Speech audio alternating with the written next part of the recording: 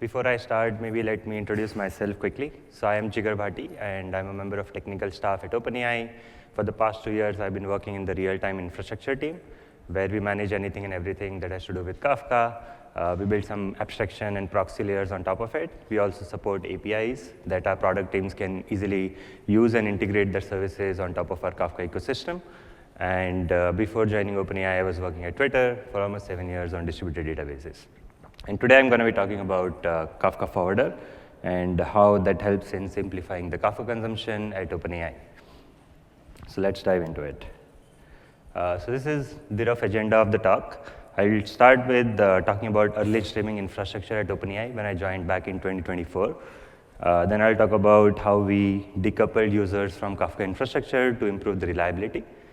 Later on, I'll talk about how the Kafka Forwarder architecture looks like at OpenAI. And then I'll talk about the Kafka consumption, how the new onboarding system looks like. At the end, I'll talk about the Kafka to data lake system that we use for some of our dead letter queue topics. And I'll end with the future work that we planned for the next few months. OK, let's start into it. So going back to H1 2024, we had a lot of user demand for Kafka ecosystem. In general, they wanted to use Kafka for data warehouse ingestion purposes so that data scientists can analyze the data. They also wanted to use Kafka ecosystem for real-time asynchronous processing and also inter-service communication. But many of these use cases, they had reliability problems back in the days because of the immature platform that we had for Kafka ecosystem. And we could see like there were a lot of use cases that's going to come up in the near future that's going to need like 5 nines or 6 nines of reliability, which was not existing back in the days. Some of the problems that we saw, I'll talk about that next. So the first one is there was no standardization. Overall, we had like 30 plus different Kafka clusters, and there was no dedicated data platform team as well. And these Kafka clusters were created by the product teams themselves, just to make sure their products are launched as soon as possible. So they were created in a non-standardized, isolated manner. And many of them had no like uniform configuration settings. And because of this, they were facing like any new use case that they wanted to onboard. They were not sure where the topic, like which cluster the topic should be created to. And that would cause like frequent confusion. And many of these clusters were shared clusters with other industry experts. And also many of them were single tenant clusters as well. So there was a lot of confusion with regards to standardization and which clusters to use for onboarding new use cases. The second one is there was no resilience to cluster outages. So just to get an example, the producer services, which are the product teams, they would directly interact with the Kafka cluster back in the days. And if the Kafka cluster goes down or the region where the Kafka cluster is deployed goes down, it will cause unavailability for entire Kafka publishes, which was not ideal at all. And even if the APIs that were built back in the days were such that if this communication path has problem, it would also affect the reliability of the producer service itself. So for example, just if ChatGPT wanted to use Kafka and if Kafka has problems, then ChatGPT would get affected.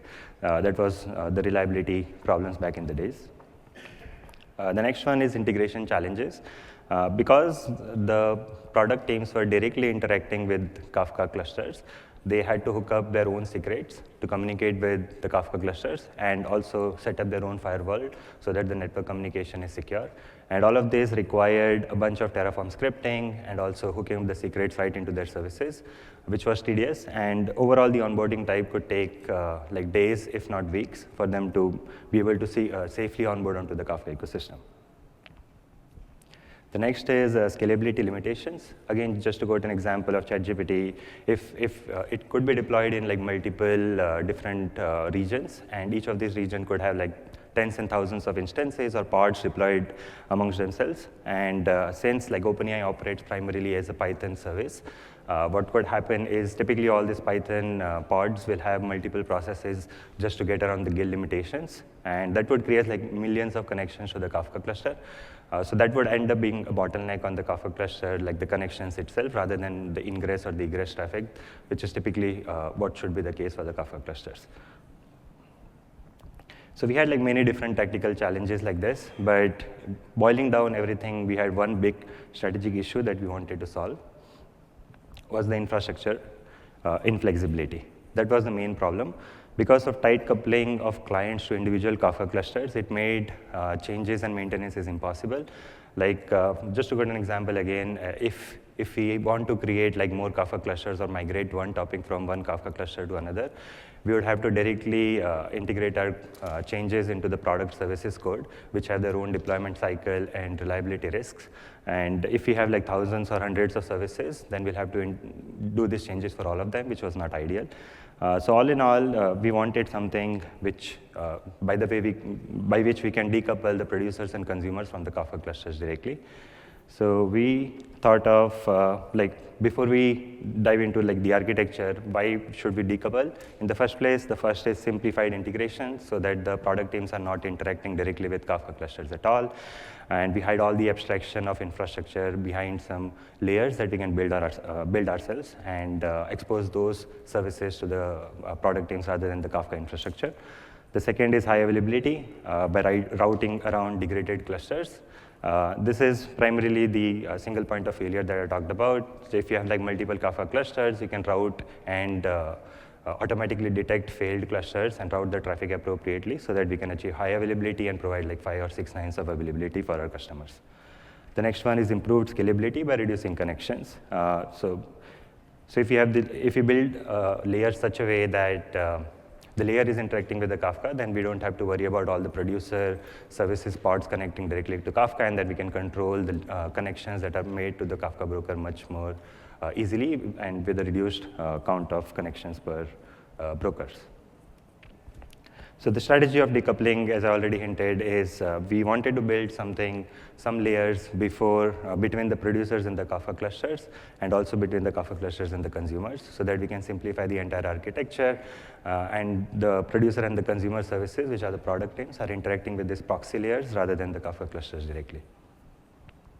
So we built exactly that. So for the producer proxy, we built something called Prism, which is the producer proxy layer. I'll dive at a high level into how that is built. And on the consumer side, we adopted something called uForwarder, which is an open source code for consumer proxy by Uber that we adopted and evaluated and migrated most of our production use cases to.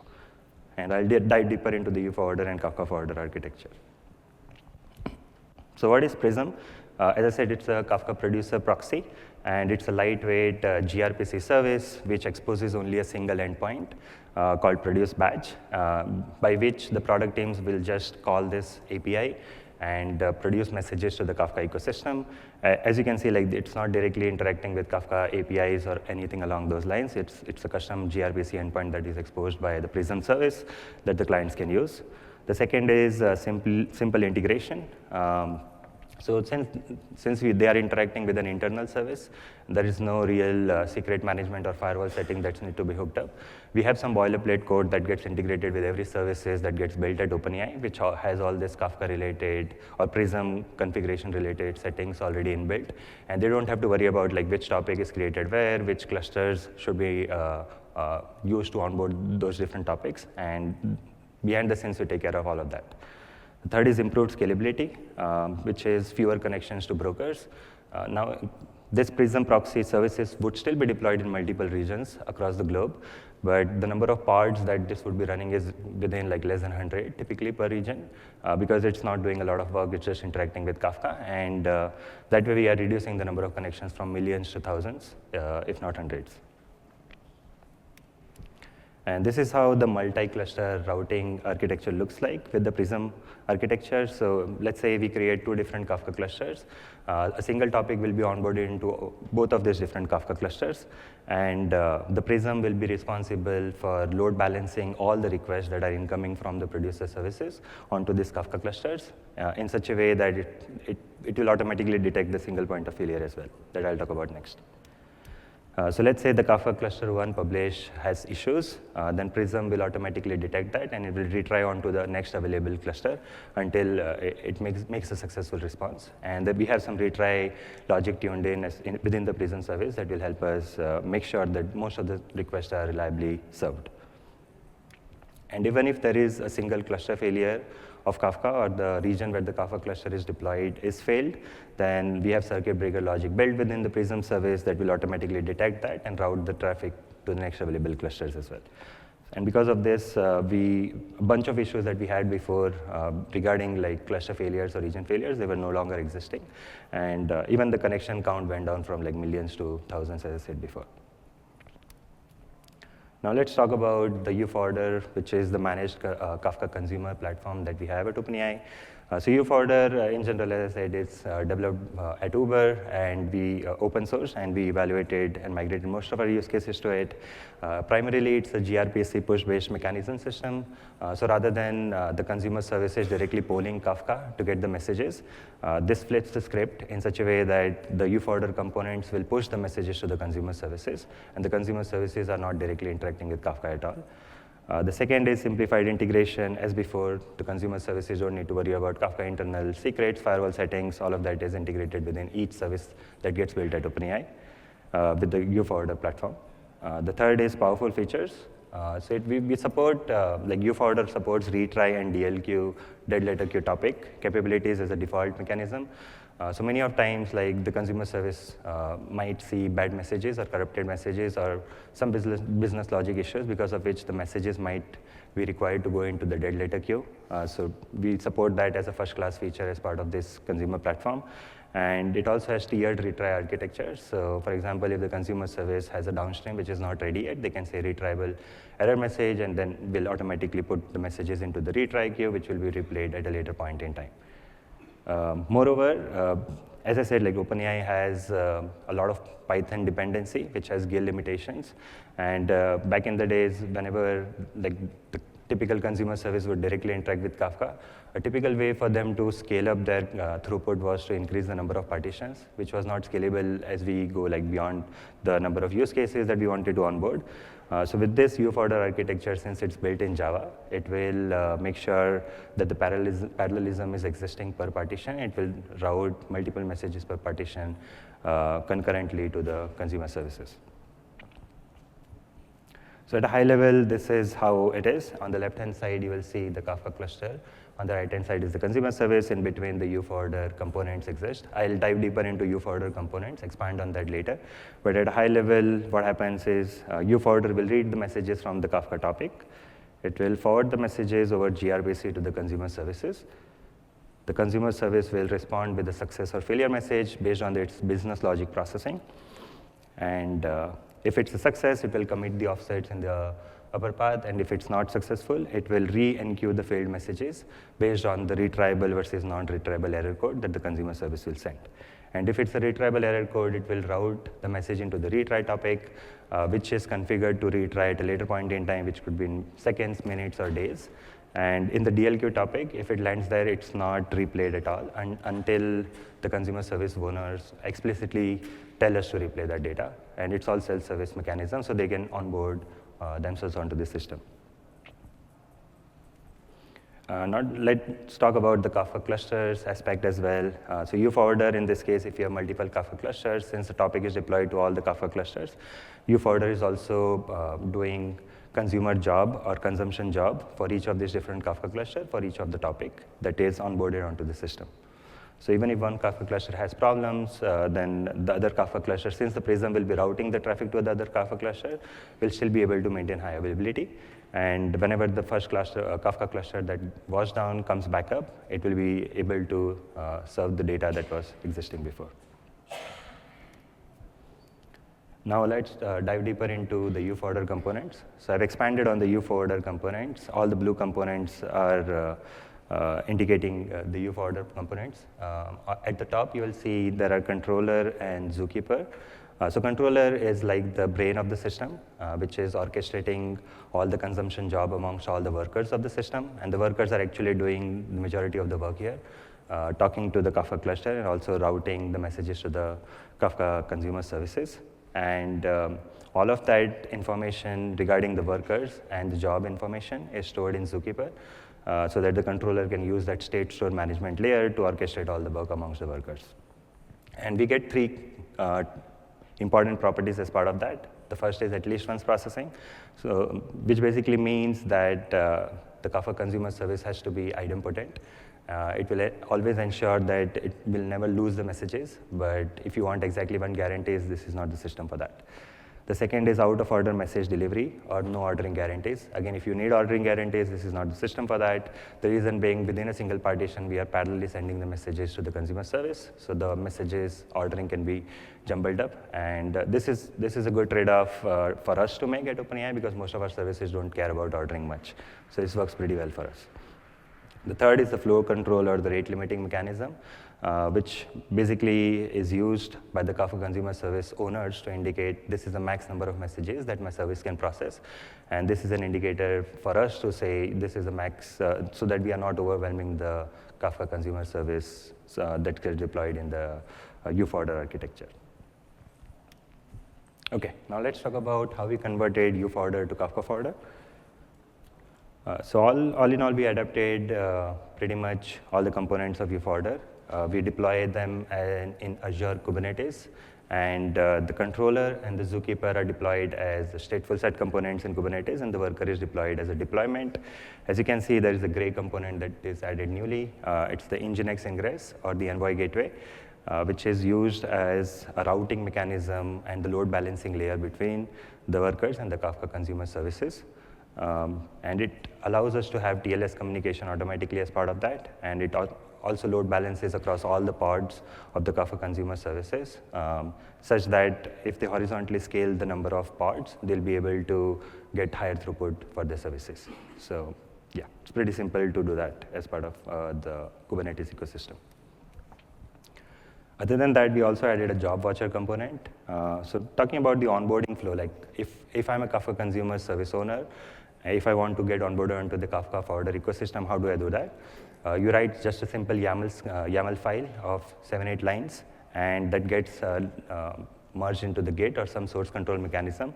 From there, the job watcher component will be watching for any changes. It will always compare the Git checked code versus the Kafka Forwarder running consumer jobs. It will see for any discrepancies between them, and it will do CRUD operations to be able to reconcile everything that should be existing in the Kafka Forwarder cluster. So if you delete a job, it will detect that. If you create a job, it will detect that. If you update the rate limiting parameters, it will detect that and automatically update that in runtime.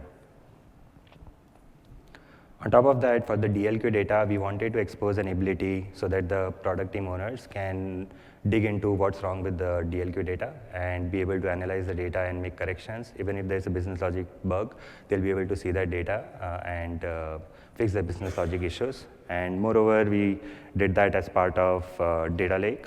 So the DLQ topic will be pulled orchestrated via Airflow, and it will be all the data will be put into data lake, like Delta table or Iceberg, periodically every 6 hours or so. And once that lands into there, the batch data job owners or the product team owners can analyze the data to figure out the issues with it. In terms of scale, we are operating 3 Kafka Forwarder clusters, each with 2,000 plus pods. And currently, we have like around 4 Kafka clusters that they subscribe to. We serve around 8 million gRPC requests per second to all the consumer service that we have deployed at OpenAI. And we typically serve within less than 2 seconds publish to consume latency. And this includes the latency measured at the workers. This does not include the latency measured at the consumer service level, because each consumer service can have different business logic, and that can have a latency of seconds or up to minutes, and that is what is supported as part of this architecture. Now let's see how the new Kafka consumption onboarding process looks like. So as I said, like the product team owners just write a YAML script or YAML file, and this is how it looks like. At the top, we have the topic name, which is streaming.events. And down below, there are some other configuration. The key ones are client service name, which is the consumer service name, which uniquely identifies that specific Kafka consumer service so that the workers know which service to route the traffic to. The next one is the forwarding type. We support 2 different forwarding types. The first is load balanced, and the second one is replicated. I'll dive deeper into load balanced in a bit, but the high-level idea is if a consumer service is deployed in 3 different regions, let's say, Then the load balanced forwarding type will let the workers know that the traffic should be distributed across all these different regions. So 33% split in an ideal case. And for the replicated types, it's if it's the same scenario, then it will route 100% of traffic to each of these different regions. So those are two of the typical use cases that we have at OpenAI that we serve as part of this. The next is unique identifier, which is very closely mapped to the Kafka Consumer Group ID concept. But we use that internally to determine the retry topic name and the DLQ topic name automatically, and we create all those topics as part of physical config generation. This is the logical config generation that is abstracted very highly for our product teams. The next is the flow control mechanism that I talked about to not overwhelm the consumer services.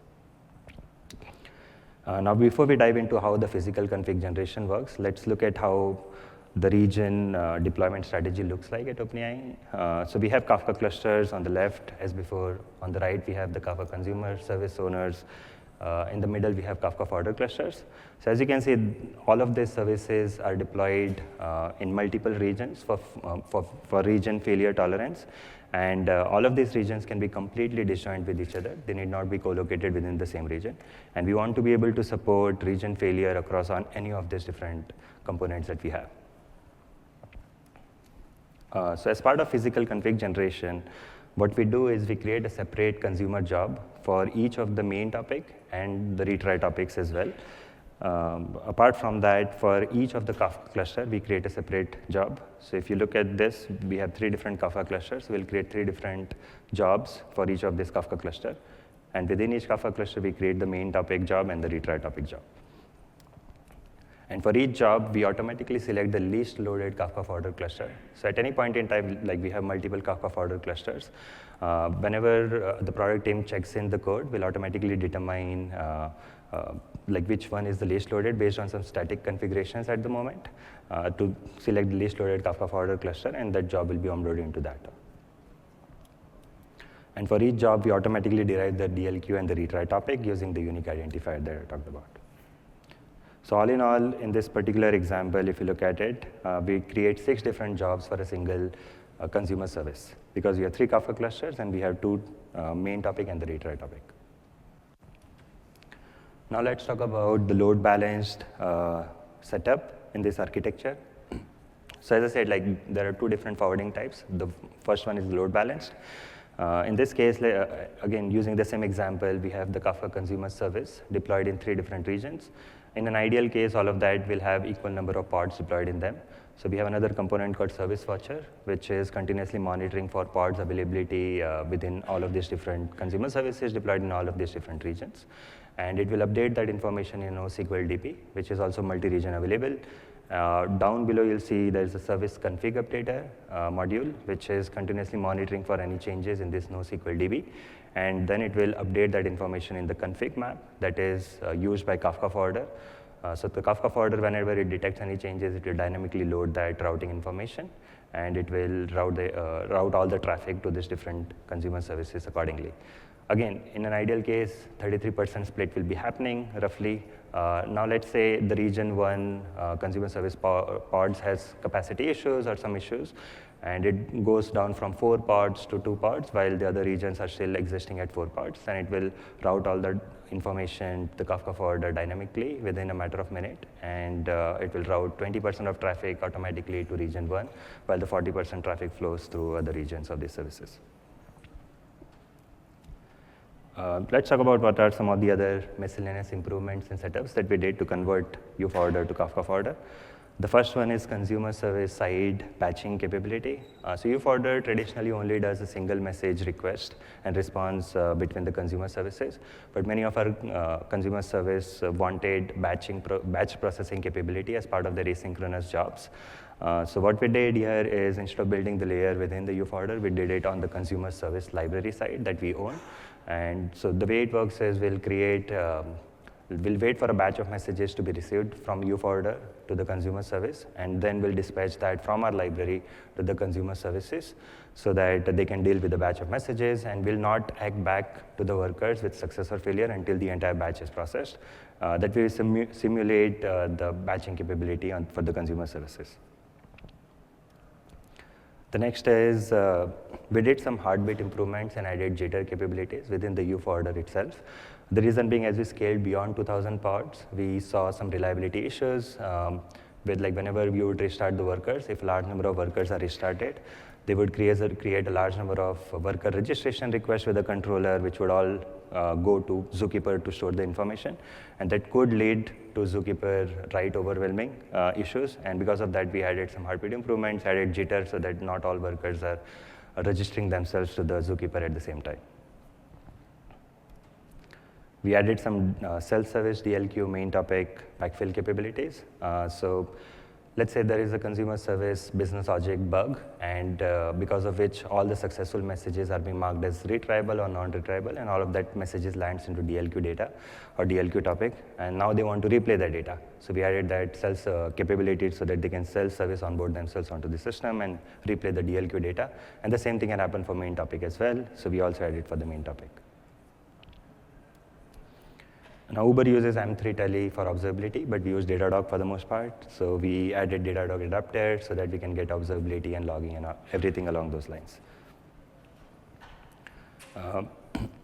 OpenAI also has specific Kafka communication mechanisms that we use secret providers and different forms of secrets that we need to plumb uForwarder with so that they can efficiently and correctly connect with all the different Kafka clusters that we have. So we added that capability within it as well. Let's talk about the Kafka to data lake system for a bit. This is owned primarily by my sister team, but we have integrated the DLQ topic into routing through this entire ecosystem as well. As before, the YAML configuration is checked into Git, and all of that is abstracted as part of the physical config generation. So all the consumer services that gets onboarded onto Kafka Forwarder, they'll get this capability for free. So we'll create the DLQ topic to data lake job as part of every job that gets onboarded into the system. And once it's checked into Git, the Airflow orchestrator is monitoring for any changes within that, and it will trigger Spark structured streaming apps or Spark structured streaming queries that will be responsible for interacting with the Kafka cluster and putting all of that DLQ topic data after deserialization into the data lake tables. Now we have different Kafka clusters, so we'll create like a different Spark structure job for each of these different Kafka cluster. Again, as before, if one Kafka cluster has problem, the streaming job will continue working for the other Kafka clusters, and once the Kafka cluster is back up, it will continue processing without any problems. And once it lands into the data lake tables, the users or the product teams or the data scientists, they can do some analysis on top of it to figure out what's wrong and fix the issues. And this is how the DLQ physical config looks like. At the top, we define the table automatically using the owner name, the environment, and the DLQ topic name, which is derived from the unique identifier that I talked about before. We have the Kafka-related parameters, which is the topic name, what schema it corresponds to. Down below, we have two different configurations. One is for the reader group to ensure the right groups have the ability to read the data. And typically, this is managed through Azure AD. And at the end, we have the Spark cluster or the Databricks cluster that you can configure for running the Spark jobs. Now, talking about the future work, the first thing is as I said like before, we do consumer service library side batching of gRPC requests, which is not very optimal and efficient because it leads to a lot of overutilization of resources, which is not necessary. So the ideal way to do it is to do batching on the Kafka Forwarder side or the uForwarder side so that we can utilize the ingress resources and the Kafka consumer service resources much efficiently. So we plan to do that within the next few months. The next is we want to support in-house metadata management layer as a potential replacement for Zookeeper, just because like most of our metadata will be managed through a unified ecosystem at OpenAI, so we want to be able to move and push towards that. The next is we plan to build a dedicated Kafka Forwarder control plane. So right now everything is YAML-based, which is good, but it's still tedious because you need to check in the code into Git, which can sometimes take 30 minutes, 1 hour, you don't know, based on all the different CI checks, unit tests that runs for every jobs. So we want to be able to support that through a dedicated UI plus a dedicated control plane. And the control plane will have an additional benefit where we can dynamically determine the least loaded Kafka cluster We can monitor each of these different Kafka Forwarder cluster, how much QPS they are serving, and based on that we can decide rather than the static configurations or that the consumer service gives us based on the rate limiting parameters. Apart from that, we can also automatically determine, detect the failed Kafka Forwarder cluster and route the traffic appropriately and dynamically to the other Kafka Forwarder clusters. And on top of that, we can do automatic rebalancing between these Kafka Forwarder clusters as well. The next is async task scheduler.